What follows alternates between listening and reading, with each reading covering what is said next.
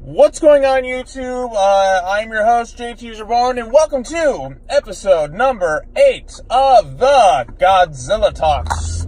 This is a series where I go back and I'm currently rewatching the entire Godzilla franchise and just briefly giving my little thoughts on them, a little history I have with the films, and so on and so forth as we lead up to Godzilla King of the Monsters.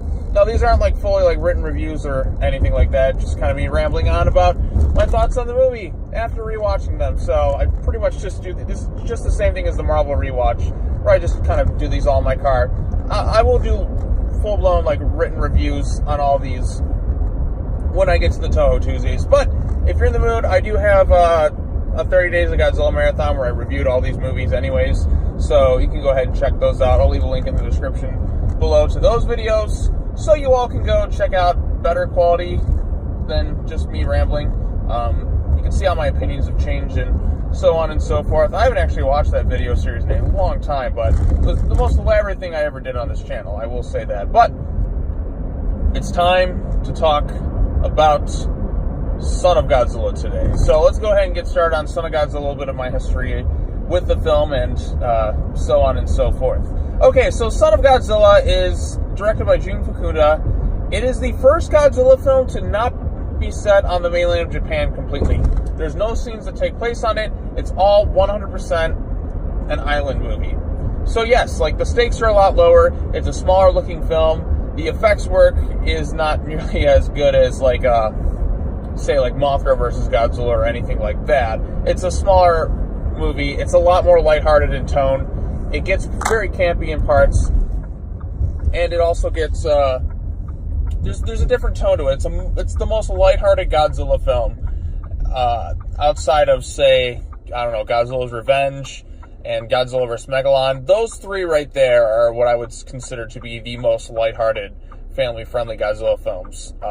Pretty much the next couple of films are very lighthearted, family-friendly, but those three in particular are the most family-friendly Godzilla films of all. So, Son of Godzilla gets kind of like a divisive reaction in some ways from Godzilla fans. Some people absolutely love it. They love the cheesiness, the hokiness. They love the charm. They love the lighthearted nature of the film and its story. Others do not. They think it's terrible. They consider Minya, Godzilla's son, to be a horrifying-looking creature, which in some ways, yes, Minya doesn't look the best. But I have a soft spot for this one. I love the family dynamic between Godzilla and his son. I feel like this movie does a good job fleshing out new aspects of Godzilla's character. Minya doesn't really look like him, per se. He's white, and he's got a much chubbier head. But I can respect that being him as a baby. I don't know if he's going to necessarily change to grow to look just like the old man. But I also wonder, if Godzilla's here, I know the VHS was Mrs. Godzilla must not be happy. Who is Mrs. Godzilla? Does Godzilla, reproduce asexually, or does he, have a mate? Because if you go by the series, we're actually been following the second Godzilla of its kind, because, the first one died in 1954, then we followed, a second Godzilla of its species. Are there more Godzillas out there? Perhaps that's why Godzilla's behavior has kind of changed. Sometimes we're facing the King of the Monsters, sometimes it's Mrs. Godzilla.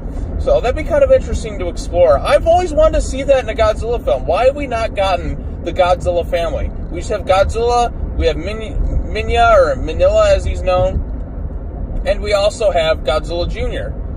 Where is the Godzilla family? Why haven't we gotten that yet? So that's one of my big requests going into the future at some point, is that in one of these Godzilla films, we gotta get a Godzilla family in there somewhere. We gotta get Godzilla. Godzilla needs to find love. The poor guy is the only kind of a species.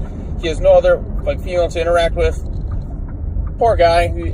He's just lonely. He's very lonely. So yeah, let's get that in a Godzilla movie. Let's get Mrs. Godzilla in there at some point. I've always wanted to see that. But let's go ahead and talk about this film. So yes, it's a much lighter tone film. The plot of this one is kind of interesting. I feel like the Showa the series had some of the most unique plots. That's what I kind of liked about the Showa films, is the human plots were a lot more engaging than, say, the Heisei series per se, sometimes, or the Millennium series. The Showa films, they had interesting side plots, which I feel like didn't always carry on forward in the franchise to see. But like, there's still some interesting stuff going on with them, like the villains and stuff, and the settings of it. So this one's set completely on an island, like the last one, which was mostly set on an island. So this one's set on Solgal Island with a bunch of scientists trying to figure out a way to control the weather. And they end up becoming successful. Like, at the end of the film, they managed to freeze things, and they also used to induce, like, radioactive storms and stuff. There's a photographer dude who, like, crash lands on there. There's another island girl there. Some of the characters, like, slip slowly into madness a bit. At one point, you got Godzilla there, whose design doesn't look that great. I don't like his head.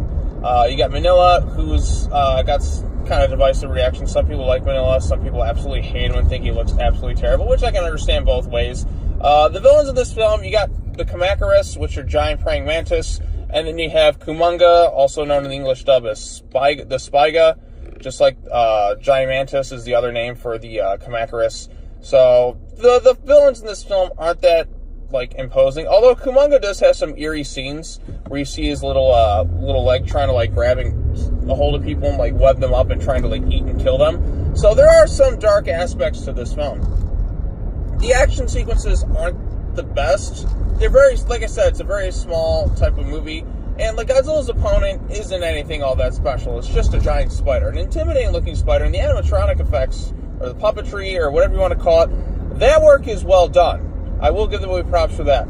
And in terms of the human cast is fine. They're not the worst, but they're not the best. I like the cast in the previous film a bit better. But I can tolerate this cast.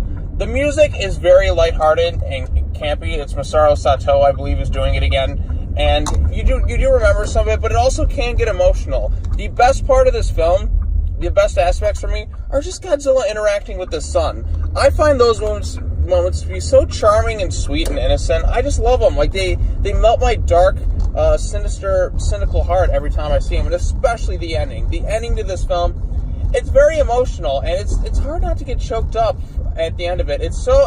Seeing, like, Godzilla, like, hug his son is one of the best scenes in the entire franchise for me. It's one of my personal favorites.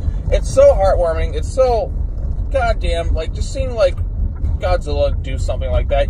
Because this is a character who's done so much damage to Japan. It was like going from like villain to hero to father.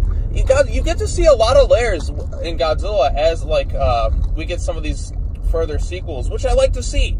Godzilla isn't just your typical monster. He's got a personality. It's fleshed out in a lot of these Showa films. He can be kind of comedic. He can talk. He can do all sorts of things. And I like when they added some of the human characteristics to these monsters, because they're not just standard roar monsters. There's a lot more to them than just that. So that's one thing I do appreciate about Son of Godzilla. And just the father-son moments are the best in this thing. So the father-son moments are great. Those the other elements, like the heartwarming moments, are there. The emotions there. The music can be charming at times. It's just a very lighthearted in tone Godzilla film. So it may not be for everyone. It's not my favorite Godzilla film, and not even really close. I maybe probably rank it towards more in the middle of the franchise, because there's a lot more that I like. I like my Godzilla films to have a bit of a serious edge, but I do like my campy ones when they come up in. But I do appreciate this one and its place within the franchise. Yeah, it's got its issues. The cast isn't... They're not too bad. They're fine in this film. It's just the stakes aren't really there. The monsters aren't all that creative. The design for Minya isn't the best, but I've grown to kind of like him over the course of the series. So I do like Minya, but I prefer the design of Godzilla Jr. There are some charming moments in the film, but overall, I think it's just a fine Godzilla film. It's kind of middle of the road.